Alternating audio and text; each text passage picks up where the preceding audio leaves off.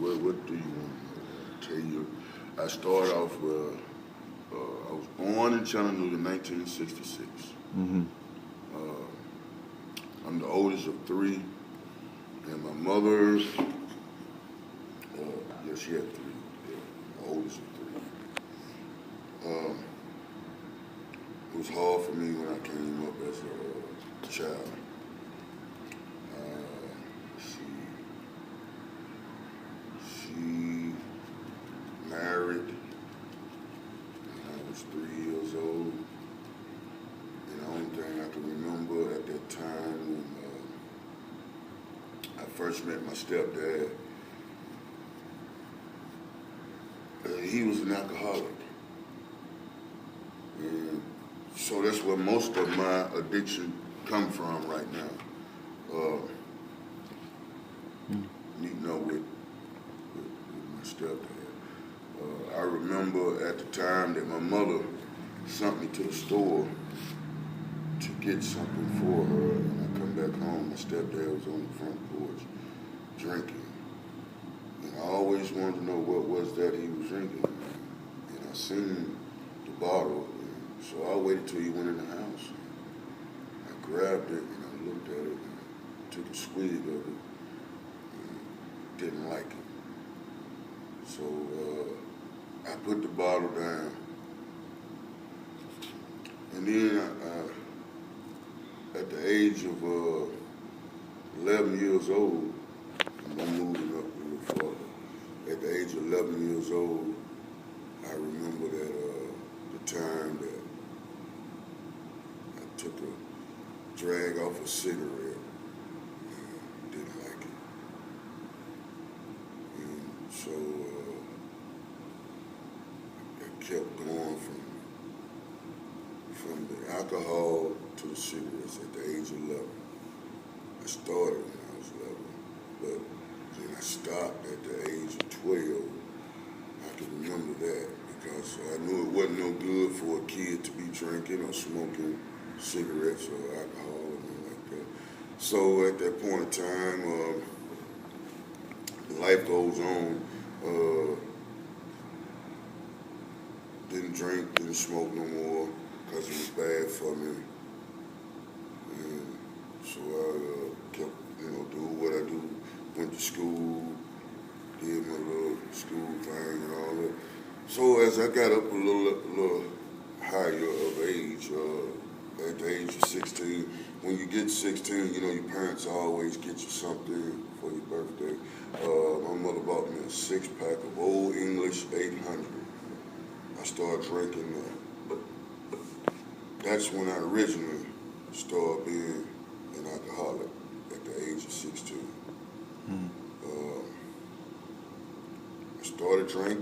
Originally started drinking at the age of 16. And I drank till I was like 23.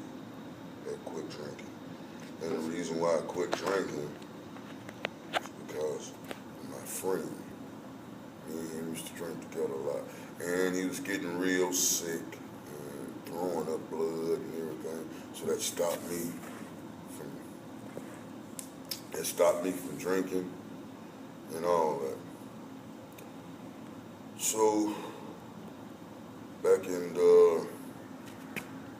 1985, I was just coming straight out of high school, graduated. Had a chance to go to college, juggling two things in my hand, the chance to go to college, the chance to work. My mother told me, said, go to college, you can make something. But at that time, I knew that my mother was sick, and I couldn't go to college. I wanted to stay at home and help her. So I turned college down and just went to work. Come home, help my mother a whole lot. And then I remember working at an early age, when I was in my 20s, working at an early age. And I loved it at that point in time.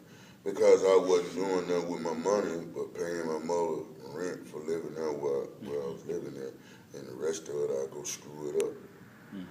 And I didn't make nothing out of myself about screwing my money up all the time, but I did do a little something.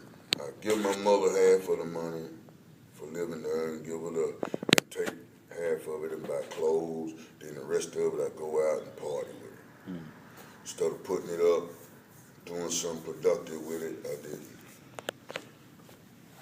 Well,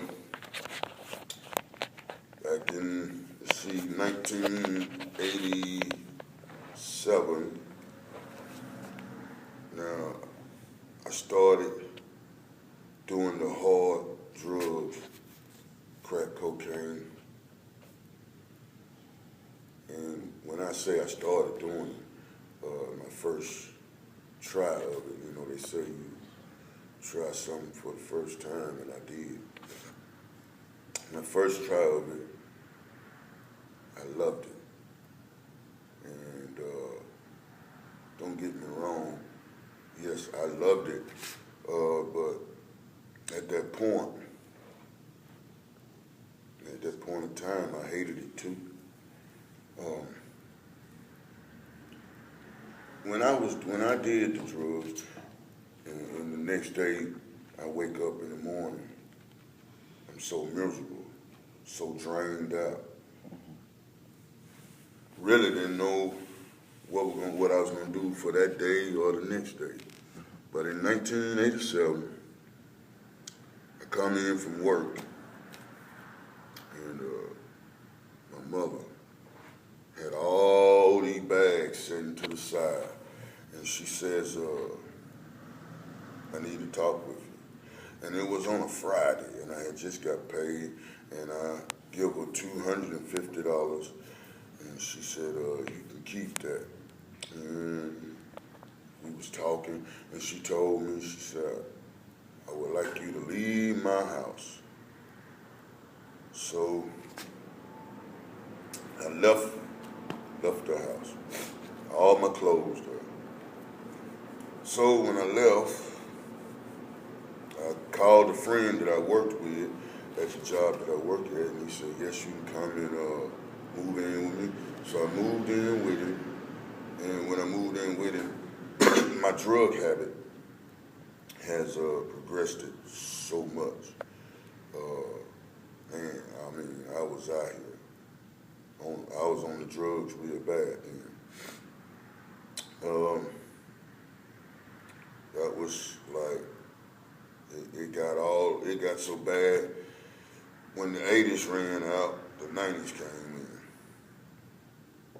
1997, well, in the 90s, about the 95, I was off and on the drugs. 97 come in, that year, I was sitting on the porch, and I was talking to a friend, and we were just talking, and I just decided that I want to stop doing drugs. And he said, okay, we can stop that, man. So I had stopped from 97, by the middle part of 97 to about the beginning of 98. And I started selling drugs. And I thought that I was a big-time drug dealer and all this, Life goes on. Making money, talking bad to people. That life wasn't no good to me. It wasn't no good to me. So that was in 97 and part of 98. About the end of, about the middle part of 98 is when I got caught selling drugs. And I got my time in 98, probation. I did probation. I had a 4-year sentence on probation, and I violated that 4-year sentence. When they first gave me the 4-year sentence probation, they told me to report to them, and I never reported to them. So I violated it.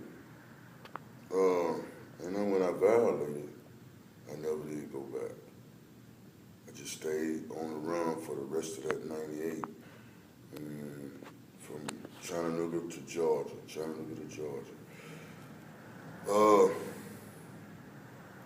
in 99, in the 90s,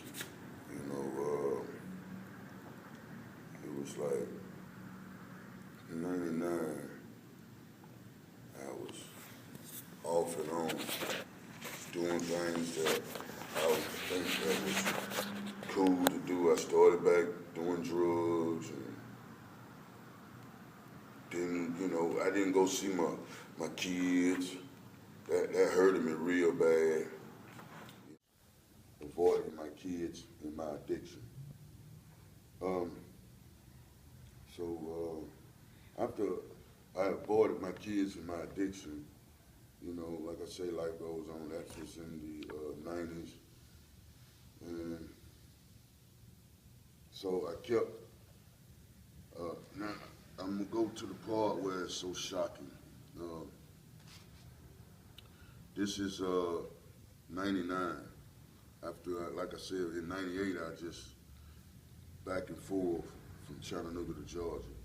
And in 99, I moved next door to I call him my stepbrother. We all sold drugs together, but he took care of me when I was in the drug game, selling drugs. He told me, he said, look, you need to get out of the drug business because it's no good. So I moved into an apartment, and as I moved into an apartment, I thought that I was through selling drugs, which I was tired anyway. So I got caught by the police. That was March the 10th of 1999. And I still remember it right to this day. I got caught by the police, and they hit me with a stun gun because I was trying to run. So that's from violating my probation. And I went to prison. I did 2.5 years on a 4-year sentence. I got out of prison September the 12th of 2001 when I got out of prison. And so when I got out, I said, well, I'm finished with all this. Which it only take one time to say this, and when you ain't really true to your own mind and not true to yourself. So, like I said, when I got out, I had a lot of bridges burnt. When I went to prison, I had a lot of them. I had bridges burnt with my kids, bridges burnt with my sister, my mother, my uncles. Right today, all them bridges have been built back slowly. And they coming back slowly. Trust is being coming back. Only way that I got all that built back is I do something for myself other than do something for them. And they can see it. So as I got out of prison, I thought that I was finished with drugs completely, which I wasn't. I kept going and going and going, kept doing drugs, and kept doing drugs. I did them all the way up into 2008. That lets you know from 2001 I wasn't finished.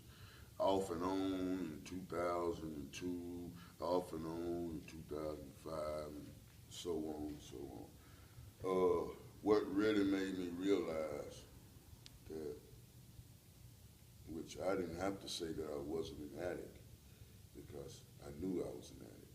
I was a full-blown addict. And I had to realized that I was not doing nothing but hitting my bottom. When I say I hit my bottom, it was like being out here in the street, sleeping on porches and eating out of garbage cans, um, doing things that I shouldn't do, just acting crazy. And my mother didn't teach me none of that stuff, it was crazy. So then I realized I had to come to a grip to get to myself. 2008 got to the point that I was getting tired of doing drugs and I needed to do something with my life. So I left here, you know, they said you can always get help here in Chattanooga if you open up your mouth. I left here in Chattanooga, just running from my own hometown, and went to Nashville and to seek help at a treatment center. So, I've been here to treatment centers and all that. It didn't work. It didn't work. One time I got a year sober, and I was here at a treatment center here and got a year sober before my mother passed. And that was a shocking thing for me. She passed 2004. It was September the 12th of 2004. And the doctor said that, she was on life support, and the doctor said that she ain't gonna live long. And I said, well, that machine gonna make her live long, and I didn't want her to die, and, we think crazy. And she was just suffering, and she died. My mother got to see me clean and sober when she died. She got to see me a year clean and sober. She passed on. So I just moved on with my life then. I had a year and 4 months. Back in 2004, I had a year and 4 months clean and sober. From that point on, I lost that year and 4 months. I relapsed. 2005 came in. All I did was just kept on drugging. Never drinked, just kept drugging. Didn't like drinking no more. All I liked to was drugging, just hardcore drugging. So 2005 came in and it went. 6 came in, doing the same thing. I mean, it was like a revolving door. Just wasn't progressing nothing with my life. I remember all this. 2007 came in. Within all them years, I was working. I get a job, but taking my money and I blow it on drugs. I get what I need, and then after I get my little cigarettes, my little sodas, and my little chips and stuff, I'll take the rest of it and go buy drugs. Then I go to the empty, abandoned house that I stayed in and smoke my drugs and move on, wait for the next day. Next day come, I gotta wait a whole week to get a paycheck to get my drugs. That's like from 2006 to 2007, 2005. I remember in 2005, a tragic moment. Smoked up $300 worth of drugs and dehydrated myself. Thank God for cell phones when it didn't have minutes on it that you can still dial 911 and call the paramedics. So I did that. I dehydrated myself. And got out of the hospital. When they took me to the hospital, I got out. Did the same thing over again. Drugs. So I prayed to God one day. You can say this 1,000 times. Oh God, please help me. When you're on drugs, you're saying it too. Oh God, please help me. And I prayed to him and prayed to him and prayed to him. And it seems like He's telling me, how can I help you if you're going to keep doing it? Because that's what I was doing. So at that point, I just got tired of being sick and tired. So 2008, I was sitting around and I got to thinking, I said, I just need to change my life, just change up everything. So I took off walking one day, and you see things that you want, and see things that people do. Uh, Going to the movie, uh, just walking in the park. See, the things that these people do, I wasn't doing. I wasn't doing that. Didn't have the money to buy ice cream cone. Didn't have the money to buy the popcorn. Didn't have the money to get this. Didn't have the money to get that. Because of, I done drugged it all up. So, like I said, I left here in 2008 and went to another part of town to try to get help. I went to Nashville, and they sent me to a treatment center called Buffalo Valley. I get to Buffalo Valley. They tell me I don't need no treatment. I had enough treatment for 5 days treatment, and I said, no, I am a true addict. I said, I'm at the bottom of the barrel, I don't hit my bottom. Then the lady said, I know what you mean by that, but we have to go by the books. So they moved me from Buffalo Valley to a town called Clarksville. I get to a town called Clarksville, to a halfway house, and I stayed there for 6 days. And they come back and tell me I have to leave because I don't have no insurance. Now, you put an addict that's trying to, be in recovery back out on the streets, and my life is unmanageable. And I had a living problem, so my life was unmanageable. So this is what I did. I come back to Chattanooga in 2008, and after they put me at a halfway house, and the first place I come to, because I was down and writing notes back to friends in my AA club.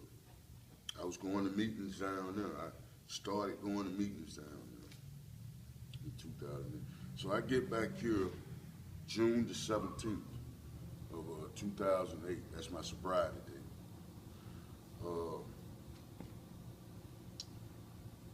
I gets back here to Chattanooga, and I said, well, I'm going to plant my feet and keep it planted, And I figured out the problem of me kept going back to the drugs, just kept going back. And the problem was the lifestyle I was living, hanging around some friends that didn't really care, and all I was doing was getting them high and keeping myself high and all that. So when I got back here in 2008, didn't have nowhere to live or nothing. So I cried out in the meeting for help. And how I cried out for help, I remember when I was at Buffalo Valley, they had this thing like an obstacle course, and you blindfolded, and you got to figure your way out of it. And I couldn't figure my way out of it. And the guy just kept saying, just figure your way out of it. He kept hollering, figure your way out of it. And I said, I couldn't figure my way out of it. And the way out when I hollered help. If you don't open your mouth and holler help, you'll never get out. So that's what I did when I come back to Chattanooga. And I was sitting in the AA meeting, and I was crying and going on, and I hollered out for help. And the guy talked to me after the meeting. He said, have you ever been to a halfway house? I said, yes, I've been one here, been one in Nashville. And he said, you been one here? I said, yes. He said, what about Oasis? So I went there before in 2004, and he said, well, you can't go back if you've been there before. So you got a 3/4 house. And we go talk to the guy over Oasis that's over the 3/4 house. He remember me.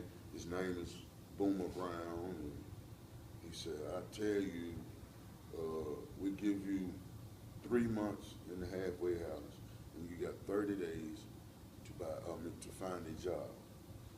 So I did all that. I followed all the rules. Within 30 days to find a job, a friend of mine told me about a job, and I went to it. And I was working at a chicken house called Pilgrim Pride. Stayed there for 2.5 years. 6 months into the 3 months into the 3/4 house. And after the 3 months, I moved in with my niece, and I knew as soon as I moved in with my niece, it wasn't gonna work. Something told me, you're making your own money, move in your own apartment.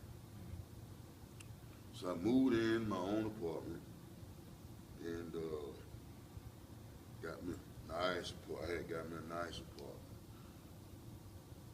So now I see that I'm having problems with the bills and all that. Now, I got a place to live. I'm a little bit unmanageable, but the point is I'm powerless over drugs and alcohol. You know, I'm doing good. I'm doing good. But this is 2008. I'm doing good. The thing about it, I couldn't manage my money to pay my bills, to pay my rent. So they went up on my rent. All I was making was $400 a week. That's not bring home. That's what I make. And after child support takes my money out of my check, I don't make that much to pay my rent. I have to save up a little bit.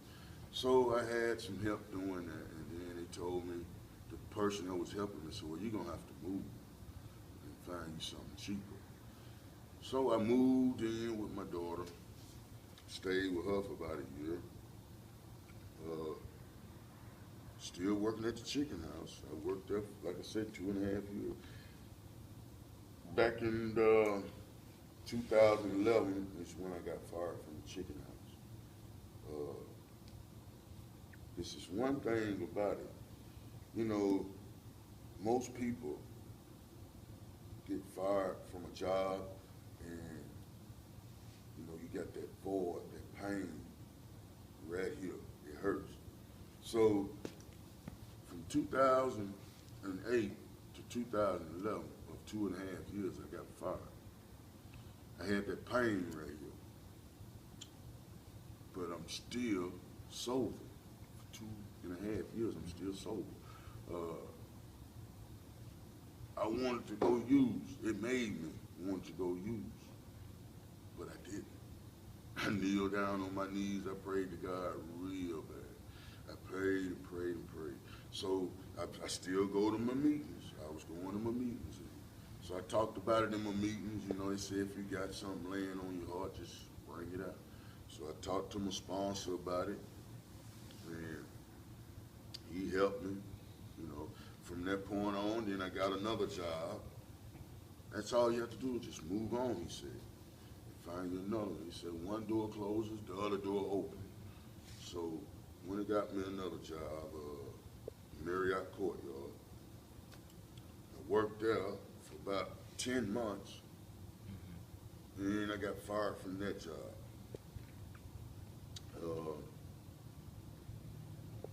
They said I didn't do something right, so they had to let me go. I got fired from that job. And then after that, I went and worked at another job, Wally's Restaurant. And the funny thing about that job, I worked 10 months on that job, and I go to the supervisor, I asked him, you know, you promised me a raise in 2 weeks, Never got that when I first started, and never got it. And so I waited 3 months, like 90 days, never got it. Waited 6 months. I mean, back up, back up. I waited 3 months and never got it. And waited 10 months and I never got it. So I asked the lady, I said, why is I'm not getting a raise and everybody else getting it? You know, I just pulled her to the side. I didn't mean to question her about it, but I'm still worried about it. And she said the reason why you can't get a raise because you don't keep the dish carts clean. And I keep them clean, but it's the guy on first shift. And I've been watching him and watching him, you know. It went on and on, so she said we cutting hours anyway. And the restaurant filling up and you cutting hours. So I'm smarter than that.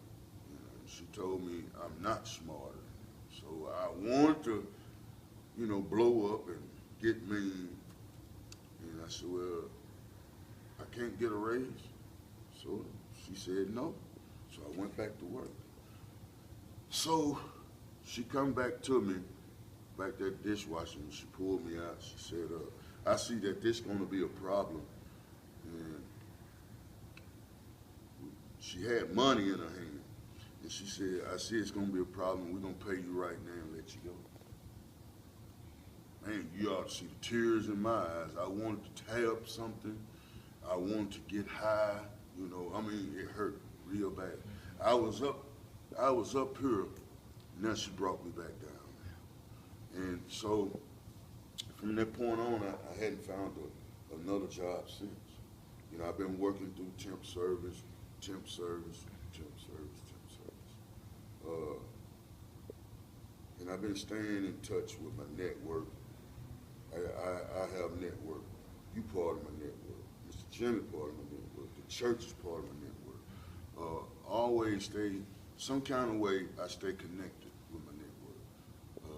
I go to meetings, but I don't go as much as I should. And the reason why is because the way my schedule goes, I'm trying to find me work.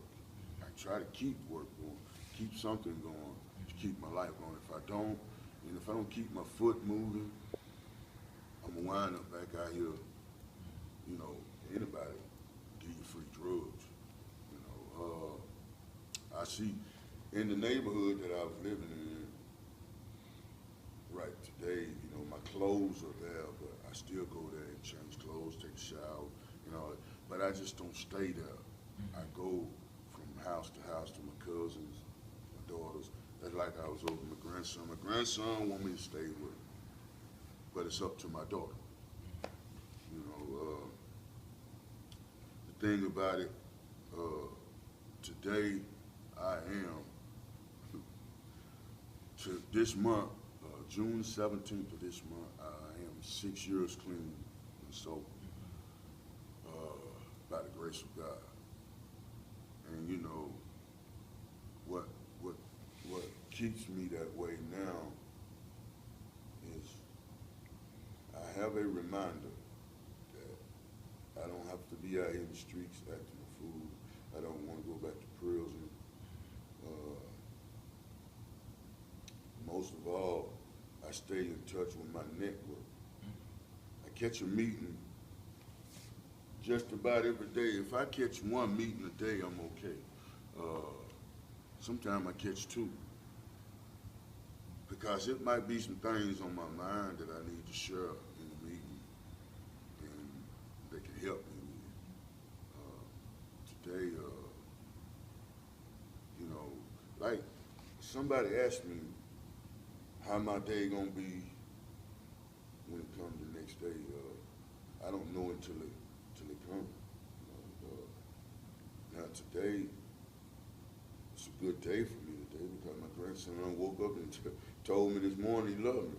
We sat up all last night and watched television, watched all kind of movies. When I had this apartment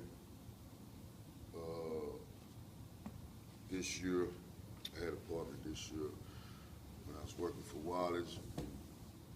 And I remember that my grandson came and stayed with me. And all the furniture that I had in it, when I had to move, and he asked me why I had to move. I said, well, I couldn't pay the rent there. You know, it was cheap rent, but I just couldn't pay it because of the money that I was making at the restaurant. And he told me, he said, look, you'll get back. You'll get back on your feet. You get better. So he's been talking with me. My grandson, we talk a whole lot when I get a chance to be with him. But you know, he's a good kid. He's a good kid.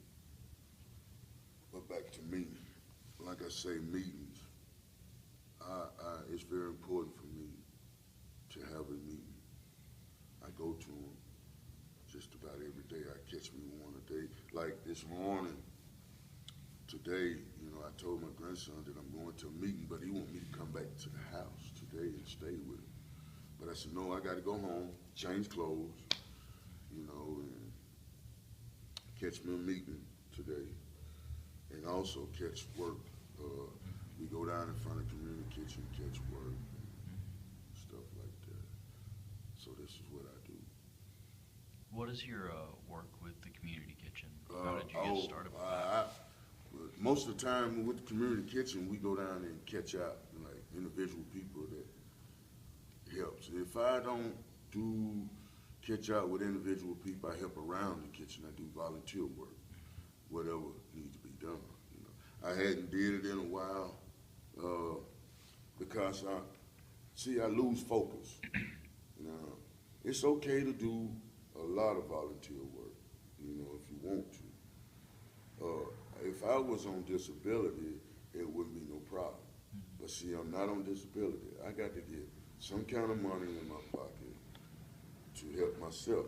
So that's what make me lose focus on a lot of things.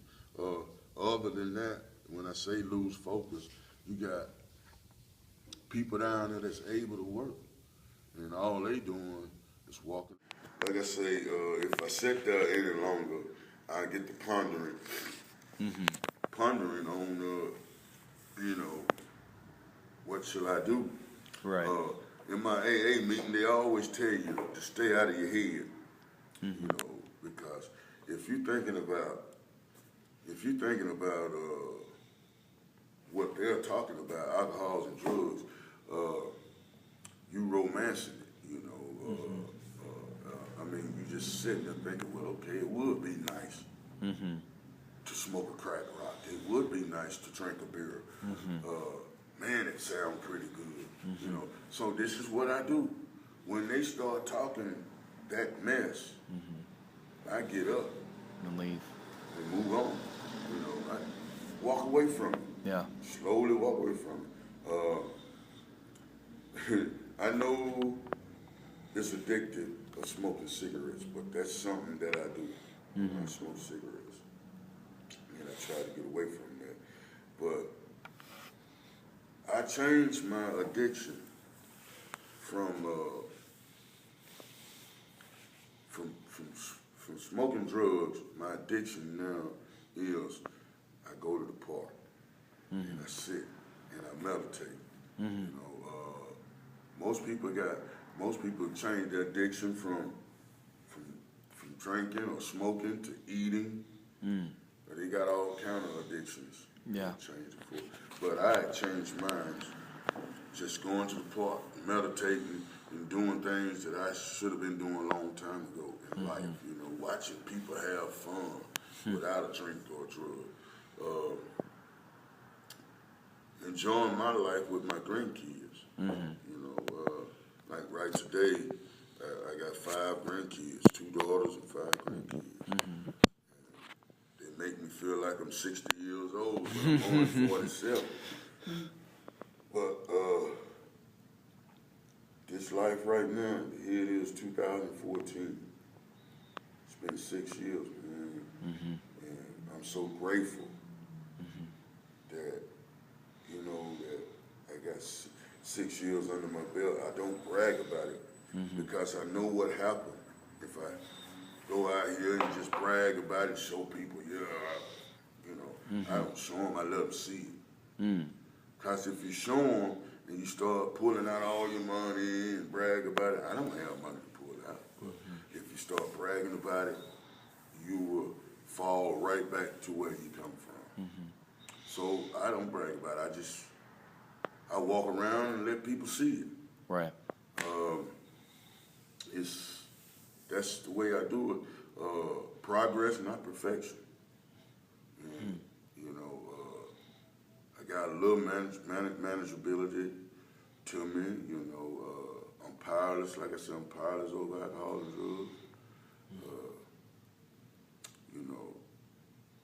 drugs. I'm just there. One day at a time.